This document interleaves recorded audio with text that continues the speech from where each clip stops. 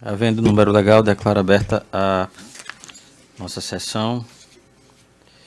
Discussão e aprovação da ata de sessão anterior. Alguma emenda, alguma... Aprovada. Dando as boas-vindas ao desembargador Cláudio Santos, desembargador Expedito João Rebouças, desembargador Dilermano e o desembargador Cornélio, que alterna o período de férias. Também boas-vindas ao Dr. Glaucio Pinto Garcia, representante do Ministério Público, que vai atuar na nossa sessão. Registrar a ausência do desembargador Amaury Moura e do desembargador Vigílio, em razão de estar em gozo de férias. O desembargador Expedito informa que provavelmente não vai poder comparecer, mas está tentando. Vamos iniciar os nossos julgamentos. Pela ordem, nós temos o mandado de segurança 080-99990-81, tem como petente Paulo Sérgio Marinho Bezerra. O relator do desembargador Saraiva, um pedido de uma inscrição de sustentação do Dr. André Augusto. Está em mesa, excelência? Em mesa, presidente. Dr. André está presente? Nem por videoconferência. Por videoconferência. Então, Dr. André não está presente. E, excelência, eu vejo aqui que está já sendo todos os votantes acompanhando Vossa Excelência no seu entendimento. Perfeitamente. Ordem conhecida e denegada, presidente. Em segundo lugar, temos a revisão criminal 081-002893, onde é requerente Danley Cunha Paiva, pedido de... este não pode ser julgado porque é o revisor do desembargador Expedito. Ele não está com presença confirmada, doutor. Aí eu peço desculpas, porque sem a presença do revisor não é possível ser julgado, tá bom? Na presente sessão. Se ele se fizer presente, a gente vai dar seguimento ao julgamento.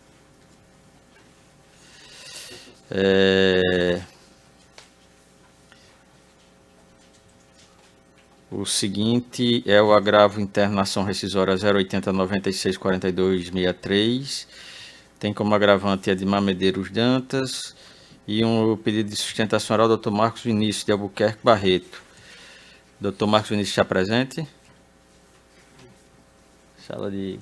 Também não. Também não. Nesse caso, o relator, o desembargador Saraiva, mas há impedimento do desembargador João Rebouças, da doutora Maria de Lourdes.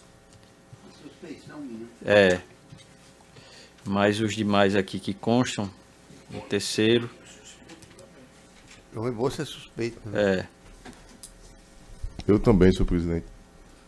Resistirei a mim. Tem quórum? O problema é que o advogado, como ele não se faz presente, aí então não há destaque para a sustentação oral, né? Nós já temos votos aqui, mas já temos 8 votos aqui acompanhando o desembargador Saraiva. Então, nos termos do voto do desembargador Saraiva, 8 votos acompanhando. O seguinte, no quarto, temos o procedimento comum civil 080-2737-62, no qual o relator do desembargador Glauber Rego, e tem uma inscrição de sustentação oral da doutora Natália Redeco. Está presente, doutora Natália?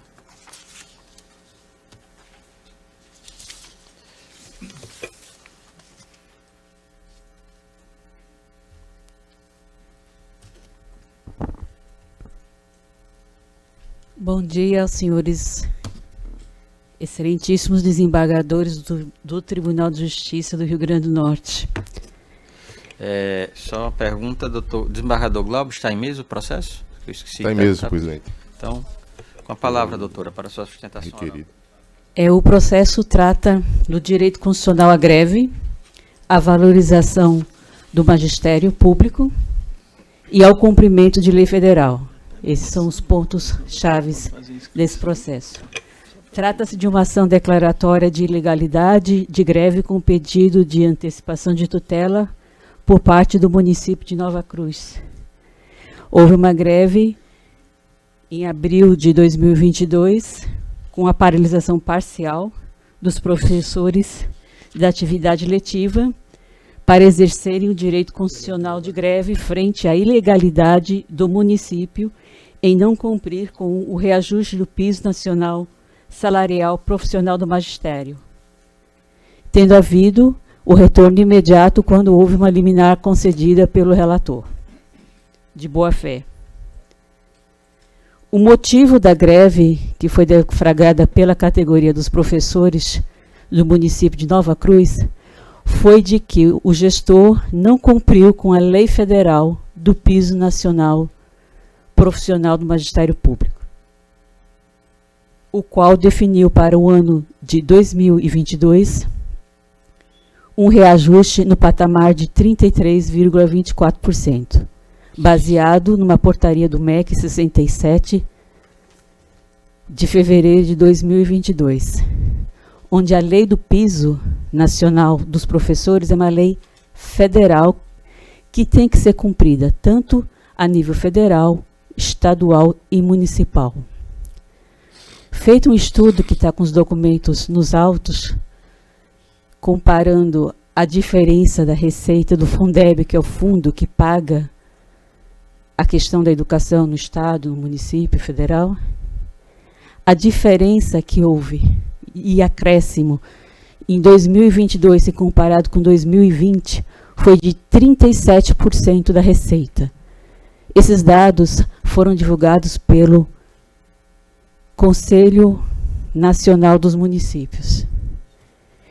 E o piso, o patamar era menor, 33,24%. Ou seja, havia dinheiro suficiente no ano de 2022 para cumprir na integralidade o reajuste. Friso que no ano de 2021, devido à Covid, não houve nenhum reajuste aos professores. Em 2021, o reajuste foi zero. Em 2022, foi 33,24%, porém, o recurso do Fundeb que entrou nos cofres do município para ser aplicado especificamente na educação foi de 37%. Portanto, valores superiores suficientes para que se cumprir a lei federal, que prevê que o pagamento deve ser feito do reajuste a partir de janeiro de cada ano. Portanto, uma lei federal que não foi cumprida, motivo pelo qual foi deflagrada a greve. Entende a parte já que é uma ação declaratória originária daqui do tribunal, de que a greve não foi abusiva e não foi ilegal. Por que não foi abusiva e por que não foi legal? Porque o município estava cometendo uma ilegalidade. Qual foi a ilegalidade do município? Foi não cumprir a lei federal que determina que o pagamento seja feito, que o reajuste seja feito em janeiro de cada ano. É uma lei federal, tem que ser cumprida, questão de legalidade. Por isso que quem cometeu a ilegalidade não foram os professores que exerceram seu direito constitucional de greve, frente a uma ilegalidade praticada pelo município de Nova Cruz. A jurisprudência desse tribunal, no processo de greve também, de que quando o causador da ilegalidade é o município, a greve não pode ser considerada ilegal e nem os dias devem ser descontados. Até porque a pessoa ela não trabalhou, mas ela não deixou de exercer o seu direito de greve.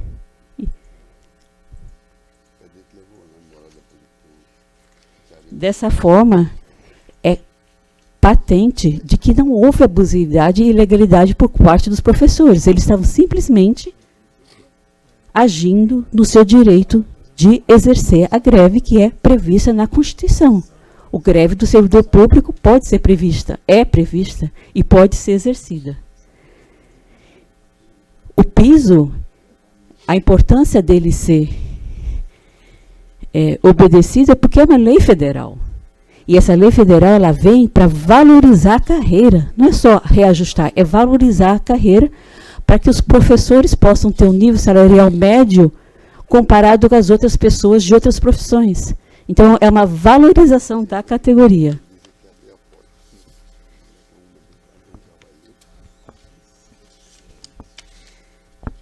O próprio Parte Ré procurou o município várias vezes também para tentar fazer um acordo para repor os 4 dias parados. O município não fez e se negou. Também a jurisprudência desse tribunal, e não só desse tribunal, como do Supremo Tribunal Federal, de que no caso de acordo e reposição de aulas, não pode haver o desconto. Entende a Parte Ré que esse desconto foi ilegal. Tentou-se um acordo, mas houve a resistência da parte autora, né, em não fazer um acordo para que se possa fazer a reposição das aulas e cumprir o calendário escolar em prejuízo dos alunos. Então, diante do que foi dito, é importante frisar que o servidor público tem sim direito à greve, principalmente quando ele está sofrendo um ato ilegal. Como é que ele vai resistir se não é por esse meio? Não deveria nem ter greve se não houvesse ilegalidade. De forma que se requer que essa corte analise com cuidado essa questão. Ela é sensível, é uma questão social, né? É direito de greve do servidor público, que foi submetido a uma condição ilegal, que não pôde fazer outra coisa a não ser se manifestar, tentar dialogar e deflagrar uma greve, que não se entende como sendo ilegal. E também que os dias parados, que foram descontados, que foram só 4, da sua remuneração, seja devolvido. Porque os servidores, os professores, queriam fazer e desejaram e ofereceram fazer a reposição ao bem do sistema educacional do município. Quem perde é o sistema educacional do município. O gestor simplesmente negou. Outra coisa que se frisa é que o gestor, ele não cumpriu a lei federal, ele parcelou um pagamento do piso durante o ano de 2022, em 3 meses, março, agosto e setembro. Os valores retroativos com relação a janeiro e fevereiro, ele ficou de pagar em dezembro, e o remanescente de março a agosto, ele ficou de pagar só em 2022. Mas o dinheiro chegou. O dinheiro estava nos cofres públicos. Onde foi que ele aplicou esse dinheiro? Que é um dinheiro próprio, destinado à educação. É carimbado esse dinheiro. Esse dinheiro não é disponível para fazer qualquer coisa. Houve uma desvalorização, sim, da classe dos trabalhadores na educação do município de Nova Cruz. Então, finalizando, se requer que a greve seja declarada legal. Legal. Porque os professores exerceram o seu direito constitucional à greve, e ainda que se determine que se faça a devolução dos dias que foram descontados, dos 4 dias. Uma vez que, assim que a categoria tomou conhecimento da liminar, ela prontamente retornou às suas atividades e tentou inúmeras vezes negociar a reposição das aulas. Espero que essa corte analise a importância desse processo. Sem mais, obrigada. Palavra ao nobre relator. Senhor presidente, eu estou julgando procedente a ação em harmonia com o parecer ministerial e, em resumo, por conta de vício formal na deflagração aí do movimento paredista.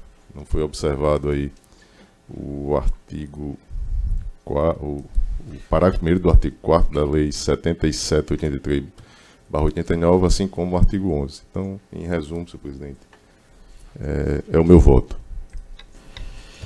Ok, verificando aqui no nosso sistema, já registraram os votos, acompanhando, e dá-se alguma observação, algum destaque dos colegas presentes. Não havendo, proclamo, nos termos do relatório, unanimidade.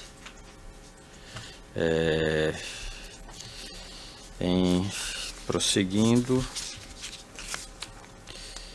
nós temos o seguinte, é da relatoria do desembargador Gils. Na realidade, eu acho que os dois processos são em conjunto, não é, desembargador Exato, Gils? presidente. O quinto e o sexto. É a quinta São- e o sexto da pauta. Da ação direta de constitucionalidade, 080-2791-42 e a 080-4281-02. Aqui há pedido de sustentação oral feito pelo Dr. Heriberto da Costa Neves. Se apresenta, Dr. Heriberto. Presente na sala virtual. Então, só fazer a referência que foi declarado já, reconhecido pelo relator, né, Excelência, a inconstitucionalidade. Correto. E os votos já estão registrados acompanhando. Presidente, pela ordem. Pois não, Eu Barra do Ibanez. gostaria de propor uma pequena alteração no dispositivo da ADI 05, que deve ser o mesmo do outro. No seguinte aspecto, presidente, vou fundamentar minha proposição. O voto do relator, a ação reconhece a inconstitucionalidade da lei promulgada que determinou o fechamento de vias públicas em condomínios por razões de segurança da população. Essas vias públicas, portanto, esse fechamento dessas vias públicas foram feitas pelos condomínios, pelos proprietários desses imóveis. E o dispositivo reconhece a inconstitucionalidade e dá o prazo de 60 dias para o desfazimento das limitações de acesso a essas vias. Aqui é possível interpretar que cabe ao município custear esse desfazimento, quando, a meu ver, cabe ao proprietário, porque foi ele que fez por sua própria conta. A lei apenas autorizava. Reconhecida a inconstitucionalidade da lei, cabe ao particular, aos proprietários, ao condomínio, fazer a reabertura dessas vias de acesso. E para não ficar dúvida a quem cabe fazer, minha proposição é que o presidente acrescente. O município terá os 60 dias para cobrar do condomínio, senão o município irá custear com seus recursos o desfazimento dessa obra. Presidente, aceito tranquilamente a sugestão do nobre desembargador, porque tem uma pertinência. Senhor presidente, pela ordem. Pois não, desembargador. Eu li a decisão exatamente nesse sentido, que a prefeitura vai desfazer e vai cobrar o serviço do particular. Pelo menos está implícito, deve cobrar. Acho que seria... Podemos ser mais didáticos, mas a obrigação da prefeitura seria desfazer no prazo e cobrar dos responsáveis. O que eu fico imaginando é o seguinte, é porque o particular fez essa obra autorizada por uma lei municipal. Quer dizer, Mas a lei declarada inconstitucional, os Sim. efeitos dela tem que ser não, eu suportados sei, pela mas parte, quer né? dizer, a culpa de autorizar, de quem foi? Porque se essa lei, que tem o vício de constitucionalidade, pelo que nós sabemos aqui, e foi emanada pelo ente público, autorizou, quem construiu fez de boa fé. É verdade. Aí você vai penalizar por alguém que praticou um ato confiando na legalidade daquela norma ditada pelo poder público. Quem gerou toda a Apenas questão a foi... reflexão para vossas excelências essa situação. Quem gerou É a toda a mesma questão foi o coisa. município. Mas da maneira que está colocado, eu acho que está bem. O município vai cobrar Eu ou não cobrar. Porque quem praticou, É melhor que o quem voto permaneça praticou o como ato, está. quem praticou o ato ilegal não foi o particular, foi a prefeitura que editou uma norma inconstitucional. Desculpa, presidente, mas só para reflexão também. Supondo que não fosse uma lei, fosse por uma decisão liminar, revogada a liminar no julgamento do mérito, quem iria pagar? O Poder Judiciário iria pagar o desfazimento da obra, ou, uma vez revogada a liminar, quem fez com base na liminar é que suporta o encargo disso aí. Então, Mas pra a liminar reflexão. tem um caráter precário. é já pelo diferente. próprio dado. A liminar é um tem caráter um precário. caráter precário, E mas aqui é uma lei.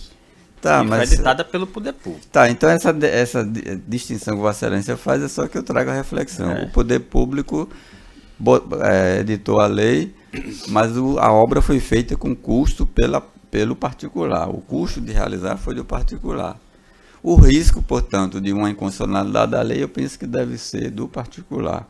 O município não constrói a obra para particular, em área privada. Se ele transformou uma área pública em privada sem a desafetação, sabemos que as ruas, as vias públicas, são afetadas como bem de uso geral da população. Para transformá-la em área privativa de propriedade de alguém, com uso restrito, tem que haver a desafetação.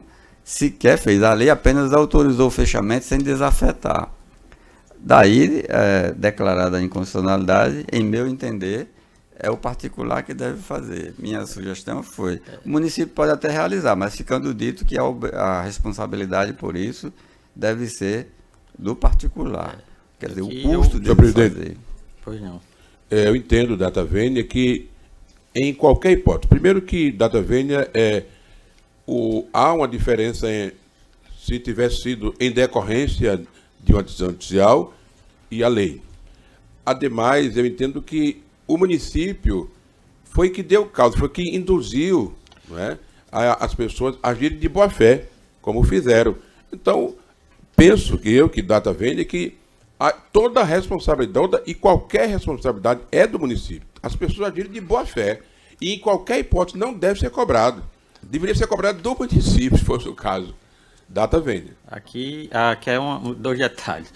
Isso foi, parece, projeto da Câmara Municipal, seguindo um programa que ela criou, chamado Programa Bairro Seguro.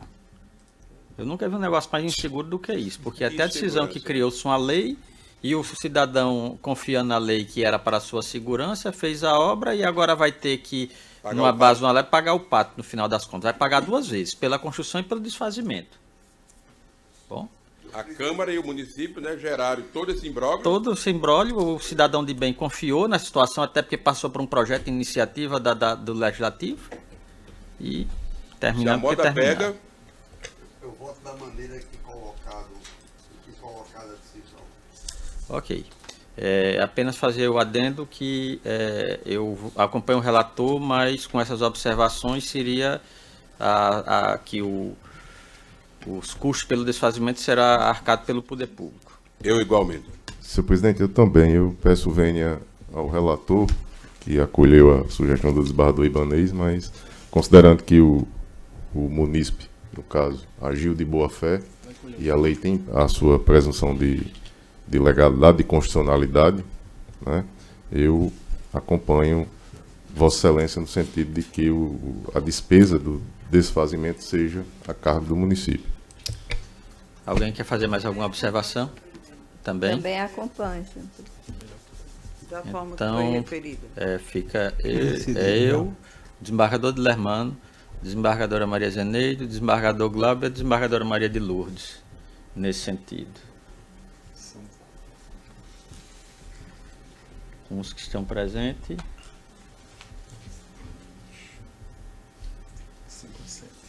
5 a 7. Pronto, por maioria. Totalmente nos termos do voto do relator. Julgado procedente. Quanto às duas, né, presidente? Hein? Quanto às duas ações. Correto. Nas duas ações, mesmo placar. Feitas as Cremosa e Natal. O seguinte é o agravo de internação rescisória 080 de 25.22.66. Tem o agravante BCI, Empresa de Investimento Particulares, Empreendimento Limitado. É da relatora do desembargador Ibanez. Já houve sustentação oral do Dr. Humberto Antônio Barbosa de Lima, advogado do agravante, e houve um pedido de vista do desembargador Cláudio Santos, mas o mesmo registrou suspeição por motivo superveniente. Senhor presidente, para registrar aqui esse processo, embora julgado na primeira Câmara, eu não votei nesse processo. Foram 3 outros colegas. Então é continuidade de julgamento e só estava pendente o pedido de vista do desembargador Cláudio, que como disse, registrou o seu impedimento por motivo superveniente, a sua suspeição por motivo superveniente. Declaro o julgamento concluído nos termos do voto do relator, à unanimidade. A não ser que algum colega queira fazer alguma consideração, algum destaque. Por fim, temos a última aqui, a ação rescisória 0804192, mas há um pedido de vista do desembargador Ibanez, do desembargador Expedito, que não está presente, que não chegou até o momento, então vai ficar para a próxima sessão. Com a presença de Sua Excelência. Há algum outro processo judicial que não tenha sido chamado por lapso da presidência? Então, encerrada a ordem judicial, declaro aberta a ordem administrativa. O primeiro processo, nós já informamos ao advogado, ele não vai estar em mesa, que era o primeiro processo que estava na pauta da ordem administrativa, que é o recurso processo administrativo 04101 00024. Esse ficará para a próxima sessão. Há um segundo processo na ordem administrativa, que é um processo de remoção. Está no Sigajus já está no Sigajus o 04101 064 132. Esse processo teve um lapso na contagem dos pontos. Na época que foi trazido aqui à corte para deliberação, posteriormente se constatou que houve um pequeno erro na contagem dos pontos, o que fez com que um dos que disputavam a situação, ele ficasse à frente, mas na realidade o que houve foi um empate. Neste caso, foi entre doutora Josiane Peixoto Noronha e doutora Yuná Rosado Mota. A doutora Josiane, ela entrou com um recurso administrativo. E nessa situação, reconhecendo que realmente houve esse erro na contagem, na somatória desses pontos, e observando o critério de desempate, que era a questão da antiguidade na carreira, que tem aí toda a questão do voto disciplinado, então tem preferência aquela que está mais antiga, na posição da lista de antiguidade, nos critérios de desempate, e sendo ela a que vai figurar na primeira posição da lista, né? E assim estamos votando pelo provimento do recurso para alterar a decisão recorrida. Adiantando aos senhores que toda a matéria foi conversada com as duas juízas, a doutora Yuná também está ciente, ela mesma reconheceu que esse erro tinha ocorrido e não houve nenhum problema. Então, algum dos senhores querem mais alguma observação, algum destaque? Em seguida, nós temos a apresentação do relatório de gestão 2020 e 2021 da Coordenadora Estadual dos Juizados Especiais, SEJUC, que foi disponibilizado para Vossas Excelências. Alguma consideração a ser feita? Algum destaque, alguma pergunta? Também a apresentação do relatório de gestão do Centro de Inteligência do Poder Judiciário do nosso Estado, na gestão 21-22, e indago se há algum questionamento, alguma observação dos colegas. Aprovado. Então, pronto, para os devidos feitos, tudo aprovado. Vamos pedir as indicações e propostas. Há algum expediente? Sim, excelência. Pode fazer a leitura.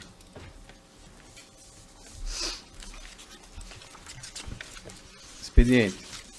Ofício do Excelentíssimo Senhor Juiz Coordenador do Juizado Especial do Estado do Rio Grande do Norte, primeiro secretário Cleanto Alves Pantaleão Filho.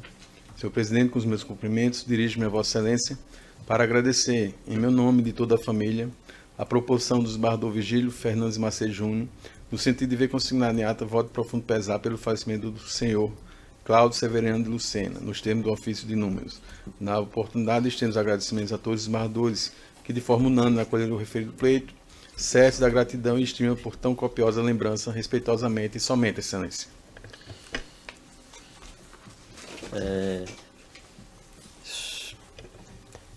Primeiro, a gente sempre apanha um pouco. Também tem 2 processos na extra pauta, que é uma apresentação de relatório anual da Comissão Permanente de Acessibilidade do Tribunal, a qual também indaga aos senhores se tem algum questionamento, alguma observação. Nada. E temos também aquela minuta de resolução que encaminhamos para os colegas pelo WhatsApp, sobre as alterações que na nossa resolução 63 de 21 de setembro de 22. Essas alterações a gente teve que fazer em virtude das novas determinações oriundas do CNJ. Apenas uma sugestão. Nesses casos, eu fui observar, seria interessante trazer o texto novo, o texto total da resolução, com a alteração normativa que se pretende. NR, nova redação, ou a modificação, ampliação. A gente não tem que recorrer à original. Só uma sugestão. Não, da próxima vez nós faremos isso, Excelência, tá ok? Mas é só a questão, naquela resolução, mas é uma boa observação. Já que ele pediu prazo que a gente informasse as providências tomadas. E está havendo uma indagação geral no Brasil inteiro a respeito do alcance dessas determinações, porque tem a ver, inclusive, com o retorno presencial dos magistrados, totalmente aquela questão da prestação da presença do juiz nas comarcas durante a semana. Em face disso aí, de presencial, a gente do GMF está sugerindo uma reunião com a Corregedoria em face disso, porque as audiências de custódia, elas são remotas, né? A maior parte. E aí a gente, já essa semana nós conversamos, inclusive com o desembargador Lanfred, que é do DMF, em face exatamente de a gente estar fazendo exemplos de pessoas que são presas em Acari, por exemplo, e o juiz está em outra comarca. Então eu sugiro, desembargador Gils, que a gente converse para ver como é que a gente vai administrar isso aí, tá bom? Estamos totalmente à disposição de Vossa Excelência e dos demais. Pois não.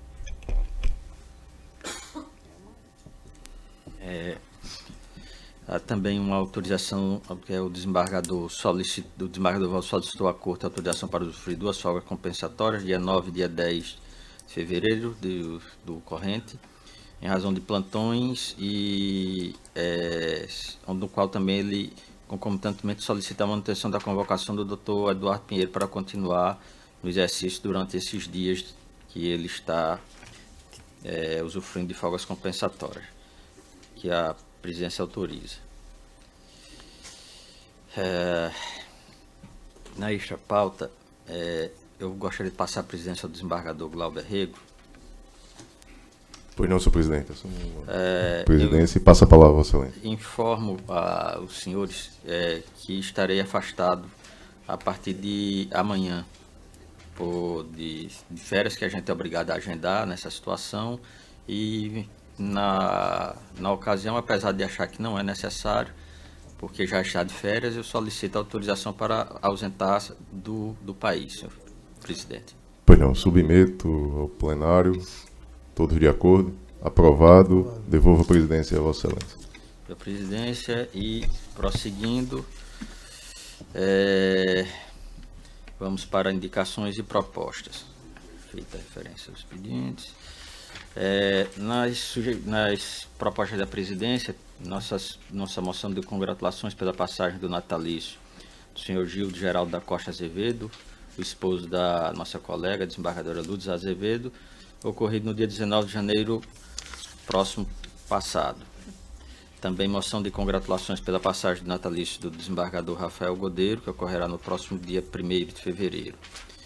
E também agradecer ao doutor Eduardo pelos serviços prestados durante a sua substituição do desembargador Vivaldo Pinheiro, apesar de se prolongar por mais alguns dias. Há uma outra proposta que eu gostaria de lançar para os senhores.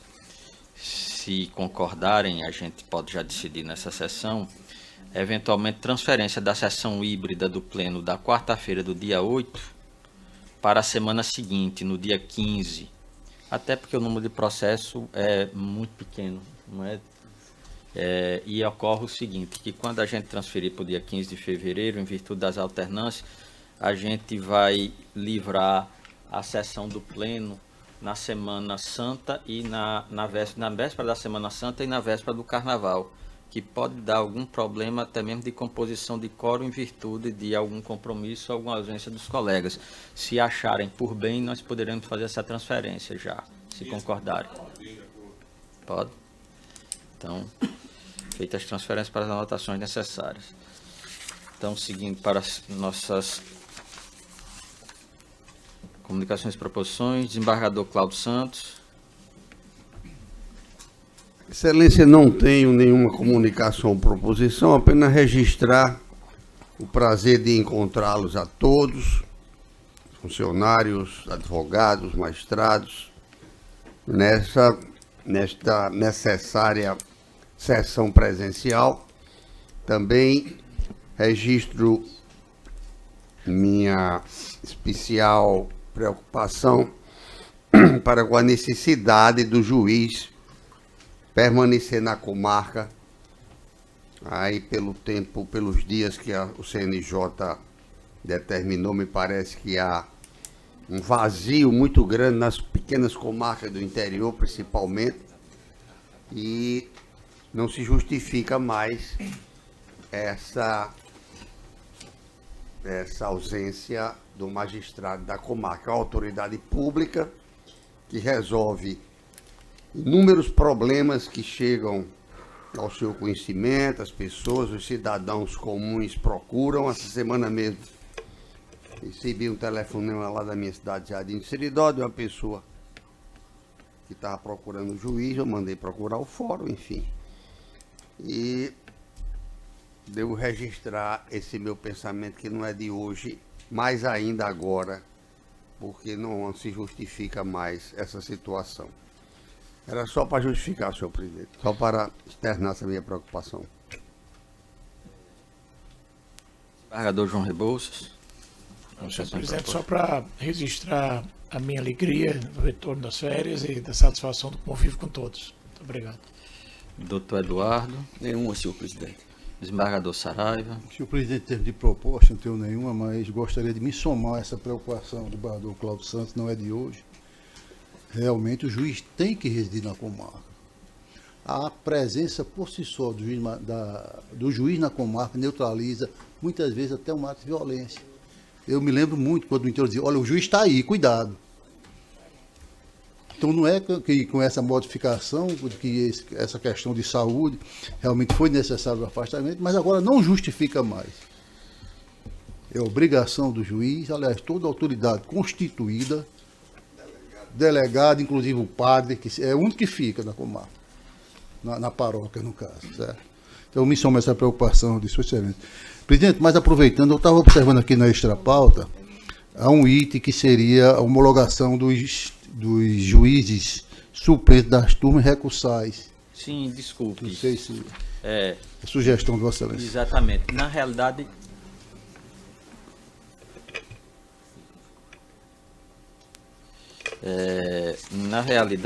excelência, a questão foi adiada, essa homologação.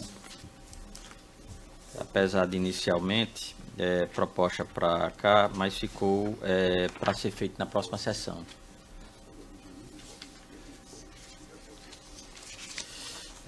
Mais alguma questão? O desembargador de Lermano, alguma comunicação e proposta? Não tem, excelência. Obrigado. Desembargadora Zeneide. Presidente, só para registrar aí a posse do juiz Eduardo, né, Pinheiro, e doutora Ticiana no TRE amanhã, né, às 14 horas. E já deixar muito sucesso no período que vai estar lá. Desembargador Ibanez, alguma coisa? Sem proposição, presidente. Desembargador Glauber. Também sem proposição, senhor presidente, só desejar boa viagem a Vossa Excelência e boas férias. Muito obrigado. E também parabenizar a doutora Tiziana e doutor Eduardo Pinheiro. Desejar sucesso aí nos 2 anos seguintes. Desembargador Gilson. Presidente, a desembargadora Telvina Maria Sampaio Felipe, do estado de Tocantins, cuja capital é Palmas, ela foi eleita presidente do Tribunal de Justiça daquele estado. O dia 1º será a posse dela e teve a generosidade de mandar o convite e também fez ligação. Já confirmei, já dei ciência a Vossa Excelência para os trâmites de passagem, está tudo certo. Peço apenas permissão ao Pleno para me deslocar no dia 31 e voltar no dia 2, porque questão de voo é difícil, os que passaram pela corregedoria ou na presidência sabem que aquela região é muito escassa, então eu vou perder um dia de viagem e outro para voltar em razão das linhas aéreas, mas está tudo certo, apenas peço a permissão ao Pleno para me deslocar, de 31 a 2 próximos. Os procedimentos administrativos já foram iniciados e da minha parte eu difiro. Alguma observação dos colegas? Nenhuma. Desembargador Cornélio, alguma comunicação, proposição? Sem nenhuma, senhor presidente. Desembargadora Lourdes. Sem proposições, senhor presidente, mas agradecendo as congratulações pelo aniversário do meu esposo. Alguma proposição do Ministério Público? Apenas fazer um adendo, desembargador Cláudio e os demais que fizeram a questão. Há uma comissão constituída, inclusive, no CNJ. Espero que eles não passem muito tempo para decidir e vir com essa normatividade aqui para que a gente aplique. Nada mais vendo a tratar, declaro encerrada a sessão. Mas já adiantando, senhores, que já vamos iniciar imediatamente a nossa sessão civil, porque só temos um processo para encerrar logo. O técnico pediu uns 3 minutos. Ok, e na ocasião convocar a doutora Marta Daniela aqui para compor.